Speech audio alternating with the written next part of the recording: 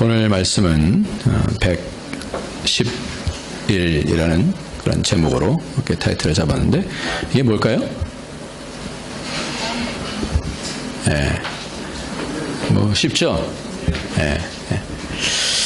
양 100마리 양 중에 한 마리, 그리고 10드라크마 중에 한 드라크마, 두 아들 중에 한 아들. 조금 정확하게 하면 100분의 1, 10분의 1, 2분의 1 이렇게 될 것 같아요. 오늘 말씀은 다 전하게 될지 모르겠습니다만 일단은 첫 번째 양에 대한 비유와 드라크마에 대한 비유를 같이 나누고, 시간이 되면 세 번째에 있는 하나들에 대한 비유도 같이 나누도록 하겠습니다. 오늘 말씀에 100마리의 양을 어떤 사람이 갖고 있었는데 그 중에서 하나를 잃으면 99마리를 두고 그 잃은 것을 찾도록 찾아다녔다. 계속해서 찾았다는 거죠. 계속해서 찾아다니다가 찾은 즉 그것을 어깨에 메고 와서 잔치를 벌였다. 또 어떤 여자가 10드라크마가 있는데 그 10드라크마를 등불을 켜고 집을 썰며 찾도록 또 부지런히 찾지 아니겠느냐. 찾은 즉 법과 이웃을 불러 모으고 이 잔치를 벌였다. 이렇게 말씀합니다. 오늘 마지막에 있는 그 두 아들 중에 한 아들, 잃어버린 아들을 이렇게 찾은 내용을 또 말씀하고 있습니다. 이렇게 이 모든 것들을 말씀하는 100마리 양 중에서 한 마리 양, 10드라크마 중에서 한 드라크마, 두 아들 중에서 한 아들을, 잃었던 아들을 찾는 것에 대해서 얘기를 하고 있습니다. 오늘 말씀에 대해서 여러분 어떤 생각을 하십니까? 오늘 말씀은 잃어버린 것을 찾는 그런 내용인 것으로 이렇게 알고 있습니다. 그래서 우리가 이 말씀을 가지고 비유로 많이 활용을 합니다. 그런데 오늘은 이런 각도 말고 조금 다른 각도로 한번 오늘 본문을 좀 보면서 주님께서 이 말씀을 왜 주셨을까 하는 부분으로 다시 좀 점검을 좀 했으면 좋겠습니다. 우리가 잃은 양들을 열심히 전도합시다 이런 쪽보다는 조금 다른 각도의 시각을 좀 봤으면 좋겠다 싶어요. 왜냐하면 첫 번째로 10마리 양 중에서 한 마리 양을 잃어버렸을 때 이 사람이 찾고 찾아서 그래서 데리고 와요. 찾고 찾아서 데리고 오는데 그 모양이 어떤 모양으로 데리고 오냐면 양을 어떻게 해요? 어깨에 맸어요. 어깨에 메고, 그리고 어떻게 해요? 즐거워 어깨에 메고 집에 들어와서 뭐예요? 잔치를 벌였어요. 여러분들 만약에 여러분이 100마리 양의 주인인데 한 마리가 딱 어떻게 해서 도망갔어요. 그래서 찾으면서 막 찾았어요. 근데 찾았어요. 그럼 여러분 같으면 어떻게 할 것 같아요? 이놈의 새끼 이걸 내가 얼마나 고생했는 줄 알아? 그러면서 어떻게 해요? 다리 뭐 한 대 때리치든지 뭐 하여튼 뭐 그랬을 거예요. 근데 성경은 어때요? 그런 얘기 하나도 없고 어떻게 해요? 즐거워했다 그래서 즐거워서 어깨에다 딱 맸다 그랬어요. 그리고 이 사람이 양 한 마리가 요즘 중국에서는 옛날에 한 400원 정도 했었는데 지금 한 600원 정도 넘겠죠? 한 800원 정도 되려나요? 하여튼 그 정도 돼요. 한 마리가 도망갔어요. 100마리 중에서 한 마리가 도망갔어요. 그래서 정말 힘겹게 찾았어요. 그랬으면 그렇게 해갖고 데리고 왔으면 어떻게 되겠어요? 이놈을 딱 묶어두든지 가둬두든지 그랬어야 되잖아요. 근데 어떻게 해요 지금? 잔치를 벌여요. 벗과 또 누구를? 이웃을 불러 모으고 잔치를 벌여요. 이상하지 않아요? 양 한 마리 가격이 얼마인데 잔치를 벌이면 얼마나 더 들겠어요? 양 한 마리가 한 600원 정도라고 치면 잔치를 벌이면 600원만 들겠어요, 여러분? 이 사람은 뭔가 지혜롭지 않은 것 같아요. 왜 이렇게 주님은 이런 이야기를 통해서 비유로 말씀하시는가? 그냥 우리가 잃어버린 양에 대한 비유라고 한다면 잃어버려서 데리고 왔다. 그래서 그 데리고 온 것에 대한 부분을 강조해서 말씀하면 될 것 같은데 그 다른 얘기까지 하고 있다라는 거예요. 왜 그럴까? 만약에 이 사람이 정말 지혜로운 사람이어서 원가에 대한 부분을 정말 잘 알고 있다고 한다면 이렇게 하지 않았을 거예요. 잔치를 벌이고 그러지 않았을 거예요. 양가의 목자의 관계는 지금 어디로 들어간 거냐면 가족으로 들어간 것에 대해서 말하고 있어요. 우리가 일반적인 양이다라고 한다면 도망가서 힘들게 하면 내 분풀이를 다 하고 다시는 도망 못 가도록 다리 몽둥이를 분질러 버릴 거예요. 그러나 가족이 되면 달라져요. 이것이 일반적인 사람하고 일반적인 관계하고 가족 간의 관계가 이래서 다른 거예요. 가족이 뭔가에 대한 부분을 말씀해 주는 것이 바로 오늘 본문입니다. 가족은 원가 계산으로 보지 않아요. 얼마나 기뻐했으면 잃어버린 양을 끌어안고 즐거워서 어깨에다 메고 오겠습니까? 응? 너 힘들었지? 그러면서 어깨에다 메고 오겠냐 말이에요. 즐거워하면서. 그리고 그 양을 향해서 잔치를 벌이겠냐라는 거예요. 왜 이 비유를 하냐라고 하는 것은 잃어버린 자에 대한 포커스라기보다는 1절, 2절 말씀을 같이 한번 읽어보겠습니다. 다시. 모든 세리와 시작.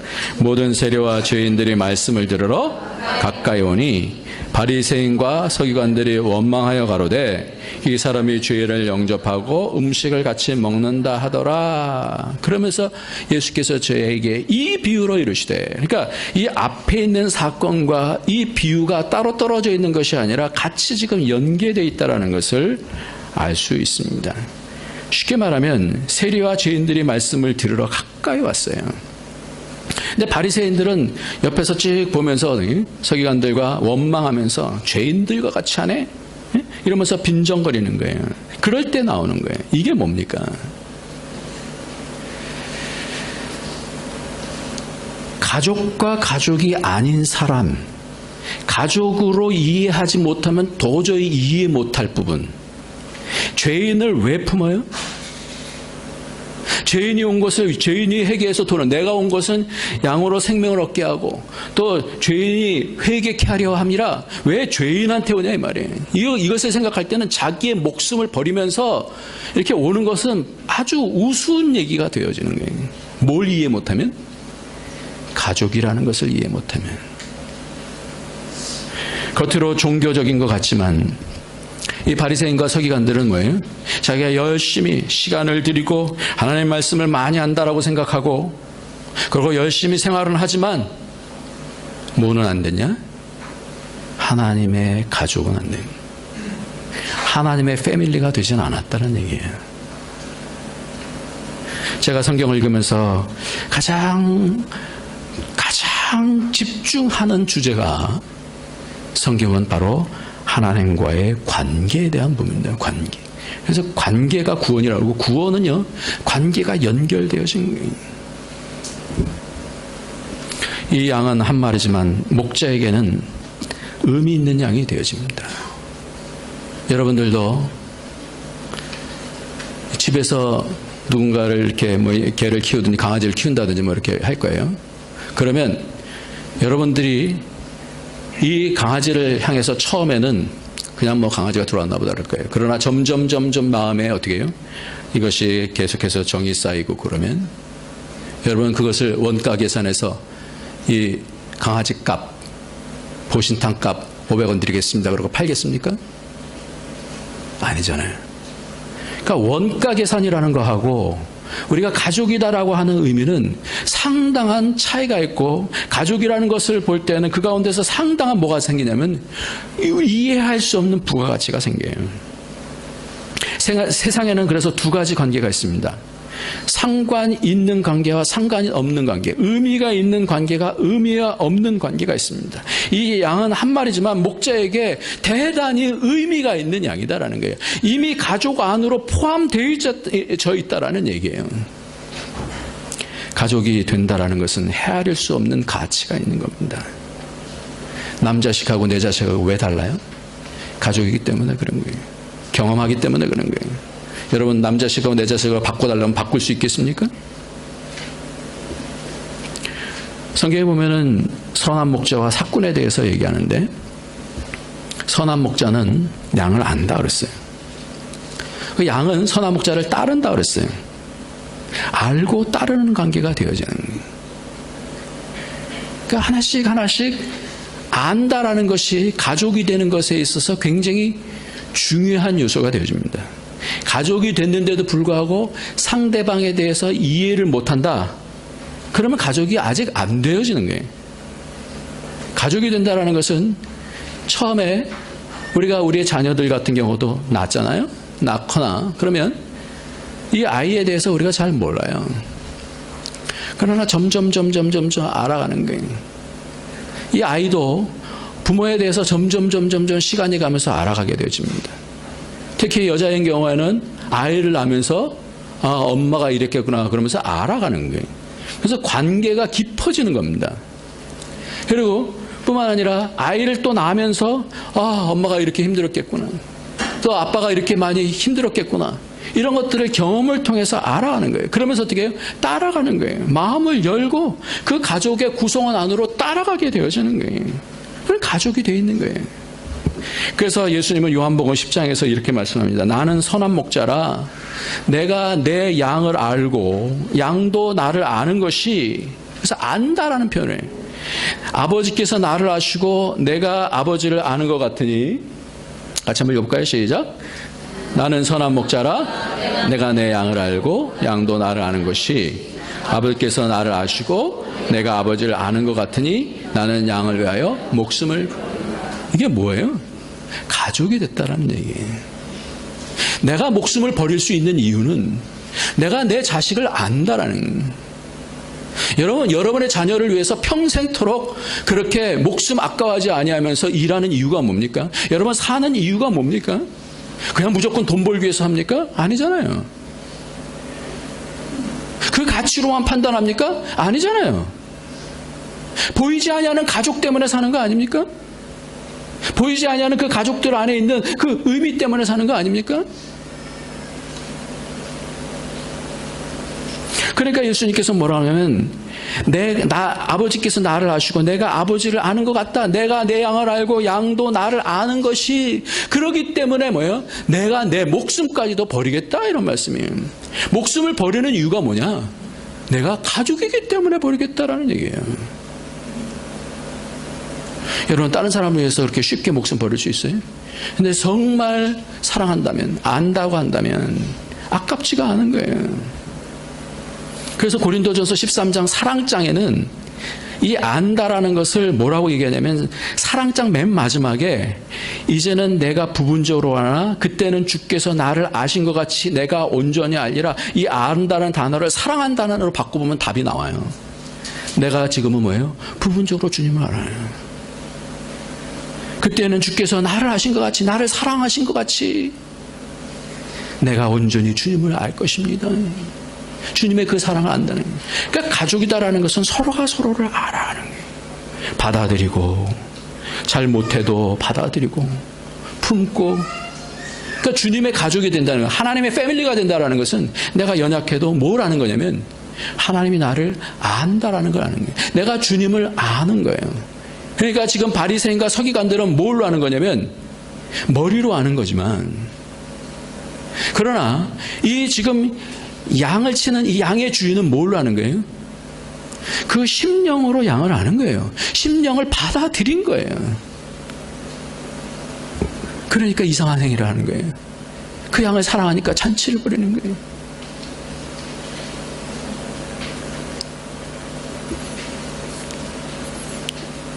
교회도 마찬가지인 것 같아요. 주님과의 그런 관계 속에서 우리가 마음을 열어야 서로를 알게 되어져요. 상대방도 교제가 그렇게 교회에서 중요하다는 얘기는 뭐냐면, 교제라는 것은 서로 알기 위해서 마음을 여는 거예요.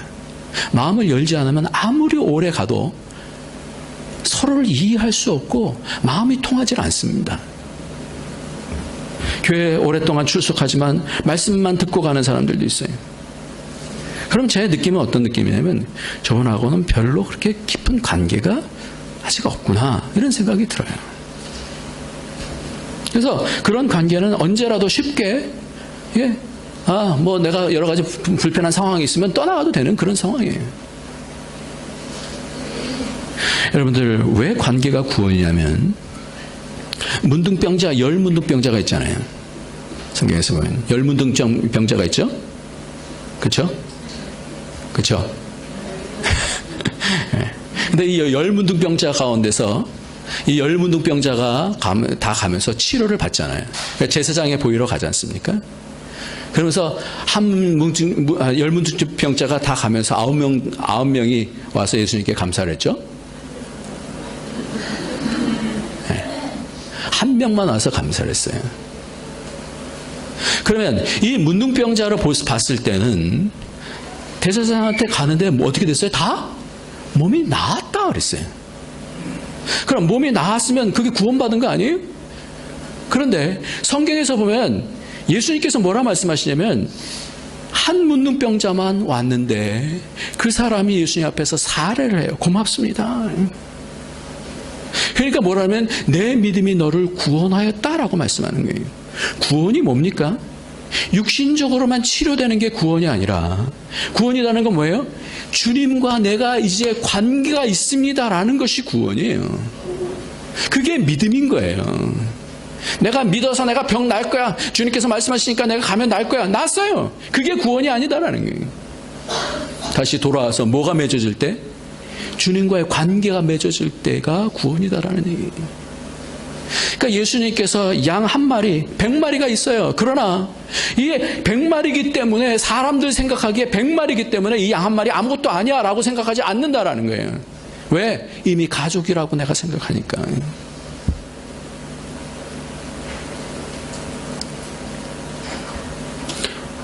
신문에서 보니까 경북 칠곡에 이 의붓 엄마가 있었는데, 이 의붓 엄마가 작년에 이 딸이, 8살짜리 딸이 친구들과 소풍을 가고 싶다라고 그러니까 머리와 가슴을 주먹과 발로 때려서 갈비뼈 16개를 부러뜨리고 부러진 뼈가 폐를 찔러서 숨지게 한 것 여러분 아시지 않습니까?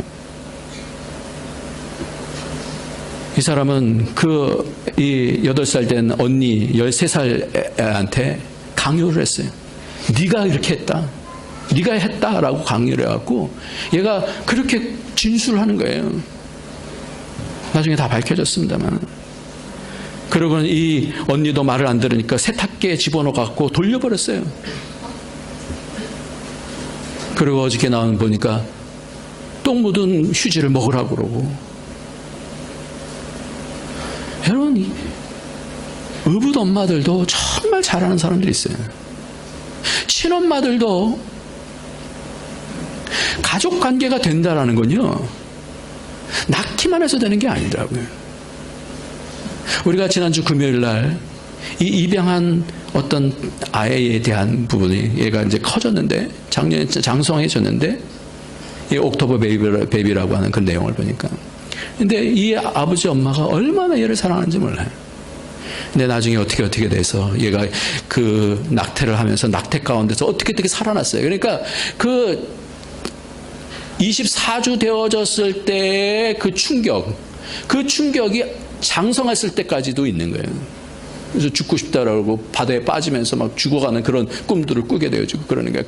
그래서 낙태하면서 이렇게 잘라낼 때 막 피해가면서 어떻게 돼서 그 다음 주에 낳게 되어졌어요. 그 상처들 때문에 자기와 지금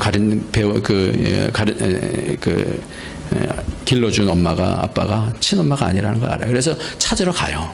그런 내용들이 쭉 나옵니다. 근데 친엄마를 딱 만났는데, 이 친엄마는 18살 때 이 아이를 모르는 남자랑 해서 낳아갖고 그 병원에 그렇게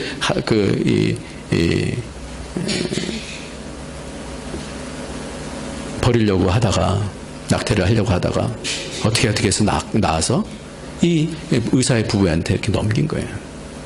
근데 이 사람이 나중에 커갖고 변호사에서 일하는 그런 사람이 되어졌어요. 근데 찾아가니까 안 받아요.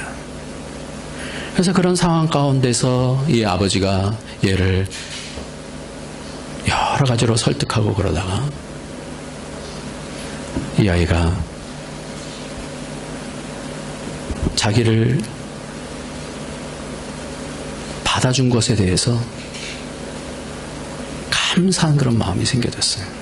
그래서 맨 마지막에 보면, 다 얘기를 할 수 없지만 맨 마지막에 보면 이런 여러 갈등 가운데서 가장 중요한 가족이라는 것은 뭐냐면, 아빠 고마워요 얘기한 다음에 나를 원해주셔서 감사해요 이렇게 얘기를 하더라고요. 가족이라는 건 뭐냐면 받는 거예요. 그런데 이런 훈련이 되지 않으면 받을 수가 없는 게, 자기 생각으로 받을 수가 없는 거예요.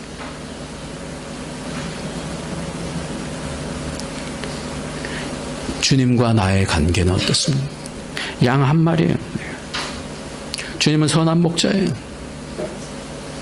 주님께서 나를 어떻게 생각할까요? 목사님만 사랑할까요? 아니에요. 주님 안에 들어온 양을, 나를 얼마나 사랑하는지를 아는 거예요. 그 나를 얼마나 사랑하는지를 아는 것처럼 내가 그때는 주님께서 나를 얼마나 사랑하는지를 내가 알 것입니다. 이 고백이 사랑장의 마지막이에요. 우리는요, 이 자본주의에 살다 보니까 너무 많은 것을 놓쳤어요. 그래서 양을 갖고 와서 잔치를 벌인다? 이해가 안 가는 거예요. 그러니까 가족 관계들도 점점 깨어지는 원인과 이유가 뭐냐면, 그 가족 안에 있는 그 가치에 대해서 놓치니까 가족들도 뭘로 헤아리냐면 계산을 해야 되는 거예요. 얘를 어떻게 할까? 멕시코시티의 대형 시장의 한 그늘진 구석에서 포타라모라고 하는 인디안 노인이 양파를 팔고 있었어요.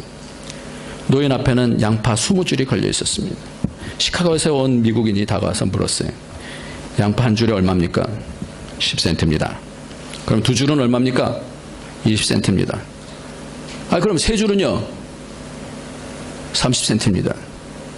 25센트 안 돼요? 안 됩니다. 그러면 20줄 다 사면 얼마입니까? 20줄 전부는 팔 수 없습니다. 뭐요? 왜 못 판다는 겁니까? 당신 양파 팔러 나온 사람 아니에요? 라고 물어봤어요. 그러니까 인디언이 이렇게 대답했어요. 아닙니다. 나는 지금 삶을 위해 여기에 나와 있는 겁니다. 나는 시장을 사랑합니다. 북적대는 사람들을 사랑하고 세라피 주로 다루는데, 멕시코 남자가 어깨에 걸치는 모포를 사랑합니다. 햇빛을 사랑하고 흔들리는 종려나무를 사랑합니다. 페트로와 루이스가 다가와 인사를 건네고 자기 아이들이며 농작물 이야기하는 것을 사랑합니다. 친구 보는 것을 사랑합니다. 그것이 내 삶입니다. 바로 그걸 위해 하루 종일 여기 앉아 양파 20줄을 파는 겁니다. 한 사람한테 몽땅 팔아버리면 내 하루는 그걸로 끝입니다. 사랑하는 내 삶을 잃어버리는 것이죠. 그렇게 할 수 없습니다. 저는 우리가 얼마만큼 세상을 바라보면서 자본주의에 얼마나 많이 내 생각의 틀이 그쪽으로 몰아가서 모든 사람을 판단할 때, 저 사람 얼마짜리, 저 사람은 가난해, 이게 가치가 아니잖아요. 예수 안에서 우리의 가치는 예수님을 주실 만큼의 가치가 있는 줄 믿습니다. 우리가 그 가치를 서로 보는 거예요. 이게 가족이 되는 거예요. 예수님 안으로 들어오는 거예요. 사회에도 의가 궁핍해졌어요. 그래서 의를 위해서 일하는 것이 아니라 계산해서 내게 유익이 되면 일하는,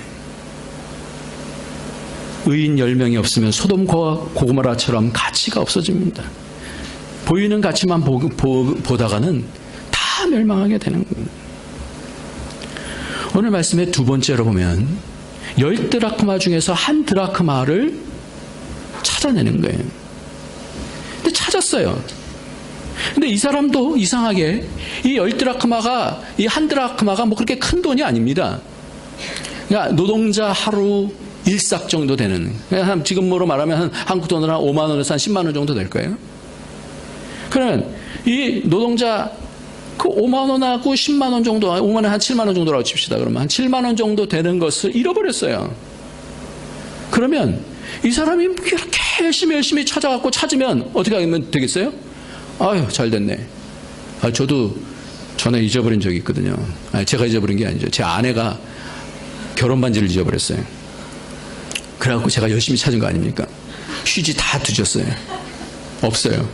그래서 막 뒤졌어요. 어디서 찾았냐면 하수구, 이렇게 받쳐놓는 게 있잖아요. 거기서 찾았어요. 뭐 이렇게 반지를 껴놓고 일하다가 이렇게 떨어뜨렸나 봐요. 그러니까 뭐 제가 아내한테 해준 반지가 뭐 얼마짜리 되진 않지만, 그렇지만 거기에 뭐가 있는 거예요? 가치가 있는 거예요.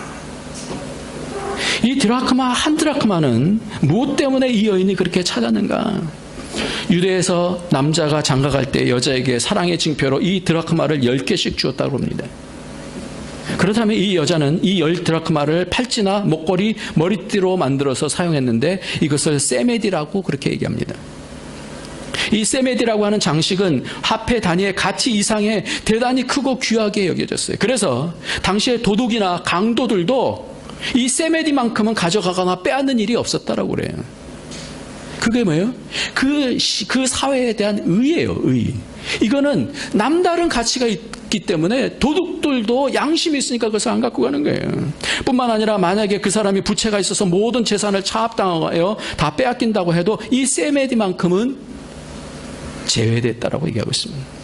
그러므로 이 세메디는 자기가 잃어버리지 않는 한 누구도 빼앗아갈 수 없다라는 거예요. 이 여인은 10드라크마 중에서 1드라크마 잃어버렸어요. 이 1드라크마를 열심히 찾았을 때 법과 이웃을 불러서 잔치를 하는 것이에요. 저는 이것이 부부간에 주어지는 그런 가치다라고 생각을 해요. 부부간에 주어지는 가치. 부부간의 가치는 소중한 것입니다. 그렇기 때문에 이 여인이 하나, 10개 중에 하나 버리면 어때? 아니에요. 이 드라크마가 일반적인 원가가 아니라 그 안에 있는 가치를 소중하기 때문에 이 결혼이라고 하는 가치, 약속이라고 하는 가치.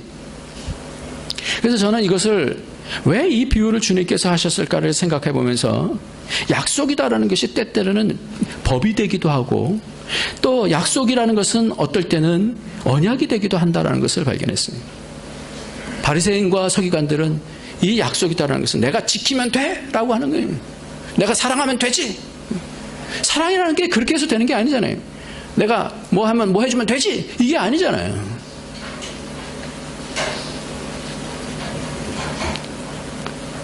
모두 약속입니다마는, 모두 귀중히 여깁니다마는, 하지만 율법적으로, 즉 법적인 부부관계와 그 안에 진정한 사랑의 교제가 있는 부부는 다르다라는 거예요.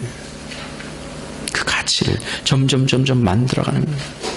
여러분들은 결혼을 잘했다고 생각하십니까? 네. 오상원 집사님.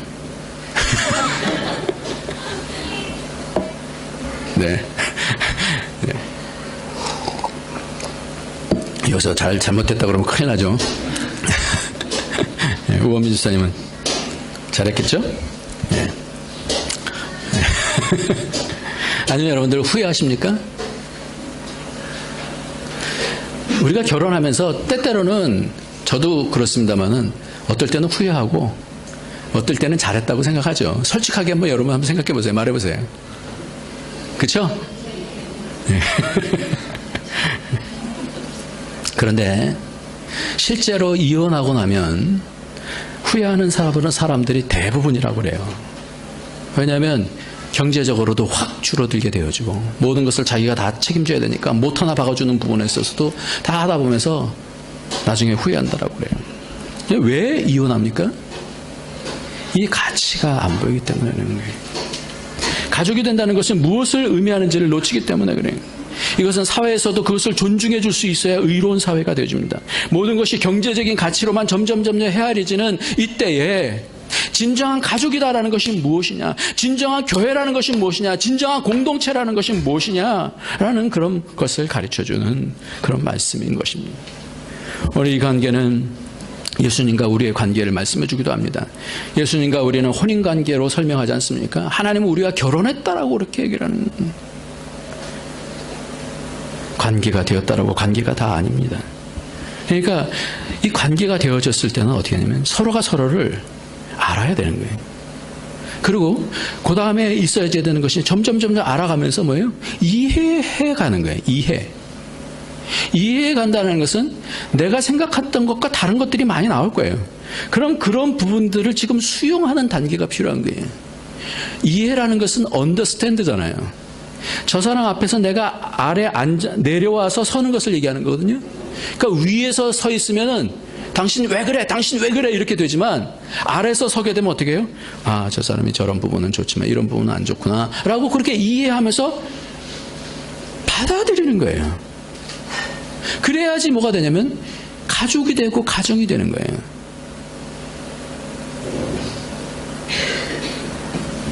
가트맨이라고 하는 사람, 제가 이번에 말씀을 준비하면서 좀 쉽게 지금 어떻게 하면 좀 잘 전달할까 그러다 많이 이렇게 관계에 대한 부분을 이렇게 찾다가 이 가트맨이라는 사람도 찾게 되어지고 또 고령화 사회인가 하는 것을 지난주에 말씀 준비하다가 다 봤어요. 고령화 사회를 봤더니 고령화 사회는 다 깨어진 관계, 어떻게 모아졌는지 나중에 보니까 다 실제로 부모들도 다 다르고 그런 가족들이 모였어요. 근데 그 가족들이 나중에는 어떻게 되면 다 막 싸우고 피투기게 그러는데 어느 순간인가 어려운 일들이 생기면 서로가 도와주고 생명까지 거는 그런 관계가 되어진 거예요. 정말 그게 가족이더라고요. 자기 목숨을 버리더라고요. 형이 죽는 것에 대해서 그렇게 욕을 했던 동생이 자기 목숨을 그냥 버리더라고요.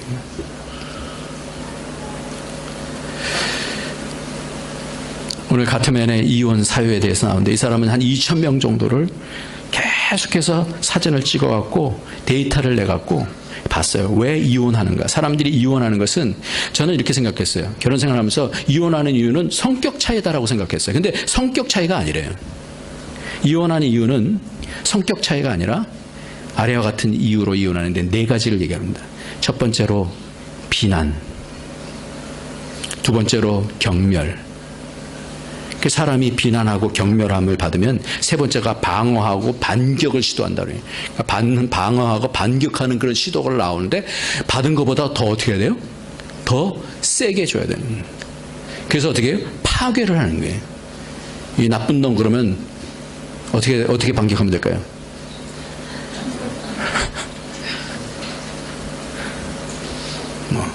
그래서 막 죽어라, 네가 왜 사냐, 막 이런 얘기들을 계속 듣다 보면 마음속에 이제 그 다음서부터는 마음이 꽉 닫혀지게 돼요. 그러면서 담을 쌓기 시작하는 거예요. 4번째가 도피, 담 쌓기라는 거예요. 도피, 담 쌓기. 그러면 이 사람은 2,000명을 봤기 때문에 3분만 보면 이 사람이 이혼할지 안 할지를 안다고 그래요. 3분만 딱 보면. 받아들이지 않아서 그래. 가족으로 받아들이질 않았어요. 머리로 하는 관계하고 받아들이는 가족과의 관계는 틀린 거예요. 행복해지려면 행동을 바꾸면 돼요. 대화 방법을 바꾸면 돼요. 시비 걸기, 외면하기 위해서 다가가기로 가고, 그리고 절대로 항상 모든 결코 절대라는 표현을 사용하지 말라는 거예요. 사람이 기분이 나빠지면 그 기분 나쁜 것 때문에 전체를 다 부정해버리는 거예요. 당신 나쁜 인간이야. 그러면 여태까지 좋게 한 것들은 뭐예요? 다 도매금으로 넘어가 버리는 거예요. 그러면서 말하는 사람도 거기에 어떻게 빠져버리게 되어지는 거예요. 그래서 항상 모든 결코 절대 이런 게 아니에요. 좋은 부분도 있고 안 좋은 부분도 있고 이런 부분들에 대해서 우리 이해하면서 받아들여줘야 된다는 거예요. 안 좋은 부분 같은 경우는 이 사람이 안 좋기 때문에 내가 결혼이라는 것은 이 사람이 연약한 부분을 내가 채워주라고 있는 것 아닌가. 이런 부분들을 알고 내가 이해해 주는 걸, 이해하는 폭이 많아지면 되는 거예요. 그래서 존 같으면 부부가 서로에 대해서 친밀하게 알고 상대방이 좋아하는 것과 싫어하는 것이나 버릇과 인생에 대한 희망이나 꿈을 충분히 이해하고 그것들을 일상생활에서 구체적으로 표현해야 행복한 부부 생활을 영위할 수 있다, 이렇게 얘기를 합니다. 그래서 일회성의 사탕발림이나 면피용 선물 같은 것은 절대로 부부 생활에 도움이 안 된대요. 평소 생활에서 서로에 대한 충분한 이해와 관심, 그것이 사랑의 적금처럼 하나씩 하나 이렇게 쌓인다라는, 가족이 된다는, 구원이라는 것은 하나님의 패밀리가 되어지는. 그래서 회개하라. 그럼 어떻게 해요? 딴 게 없어요. 회개하라. 천국이 내 것입니다. 법적인 부부에서 심령으로 마음을 또 열고 존경과 사랑으로 채워나가는 것이, 그것이 결혼이고 사랑을 점점점 저축해 나가는 거예요. 성경에서 보면은 이런 말씀이 많이 있어요. 내가 문 밖에 서서 두드리노니, 내가 문 밖에 서서 두드리노니. 이것이요, 이미 믿는 라우디아 교회를 향해서 얘기하시는 거예요. 문을 열면, 우리에겐 다 인격이 있기 때문에 하나님께서 인격을 일부러 깨고 들어가시지 않아요. 문을 열어야 돼. 상대방에도 문을 열 때 교제가 되어지는 거예요. 내 속을 보여주면서 내가 이래요, 이런 부분이 아파요, 이러면서 이야기할 때 상대방이 내가 어떤 걸 알게 되지 않아요? 그래서 상대방이 문을 열게 되어지면 나도 문을 열게 되어지는 거예요. 그러면서 가족이 되어지는 거예요. 이 여인에게 있어서 그 사랑의 증표는 매우 중요했었습니다.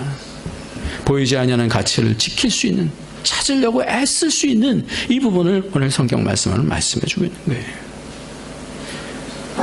간단히 세 번째에 있는 말씀을 하면요, 두 아들 중에 하나들이 가족이 된다는 것이 뭔지를 말씀해 주고 있는 거예요. 가족이 됐다고 다 가족이 되는 것이 아니다라는 거예요. 이 아들은 자기가 제 발로 나갔어요. 출가를 했죠. 출가를 했어요? 가출했네? 가출을 했죠.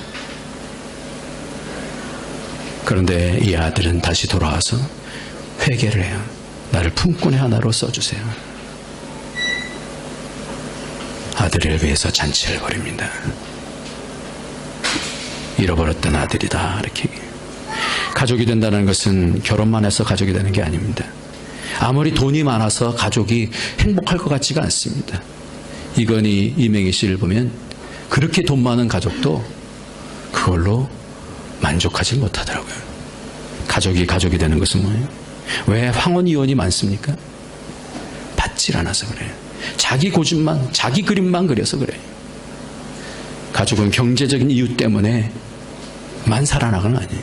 공동체는 경제적인 이익만으로 바라보는 것이 아니에요.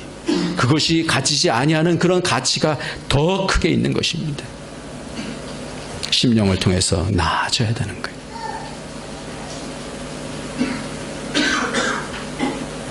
제가 이 말씀을 준비하면서 마음속에 의문이 풀렸어요. 하나님이 우리를 구원하셨는데 그러면 자식을 낳았으면 안 듣는다고 호적에서 팝니까? 분명히 아니죠. 그러나 하나님께서 원하시는 건 뭐냐면 우리가 다시금 관계 속에서 나아져야 된다는 얘기예요.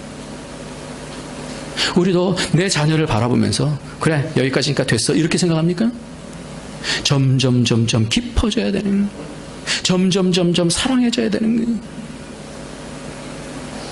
하나님의 패밀리가 된다는 것은 회개가 왜 중요하냐? 이 회개를 통해서 마음을 여니까 속을 보니까 받아주는 거예요. 그냥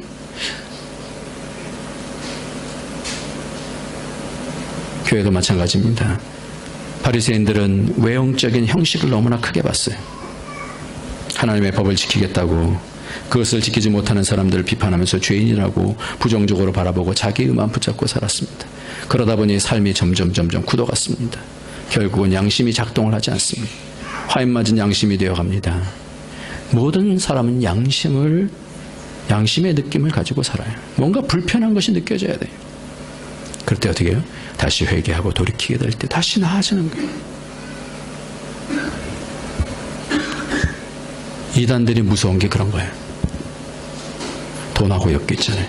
이번에 유병원 보니까 다 그 안에서 빠져나올 수 없는 이유가 돈하고 엮여 있더라고요. 믿음이라는 것을 통해서 돈으로 엮어버렸어요. 그리고 관계를 깼습니다. 양심이 작동하지 아니하도록 세뇌를 시켰어요. 마지막 말씀 보고 우리 기도하도록 하겠습니다. 야고보서 1장 18절 말씀 같이 읽습니다. 시작. 그가 그 조물 중에 우리로 한 천 열매가 되게 하시려고 자기의 뜻을 좇아 진리의 말씀으로 우리를 낳으셨느니라.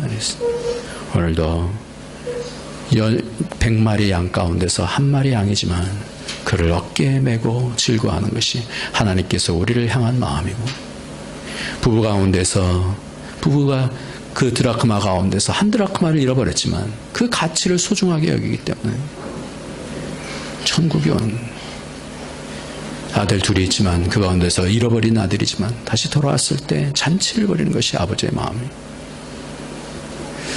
오늘도 우리 가운데서 다시 우리를 낳으시고, 사람도 사람을 서로 낳아요. 저도 제 자녀들 낳습니다. 계속해서 낳습니다. 뭐 넷째 다섯째 낳는다는 게 아니라 계속해서 우리 아들 딸들 낳아요.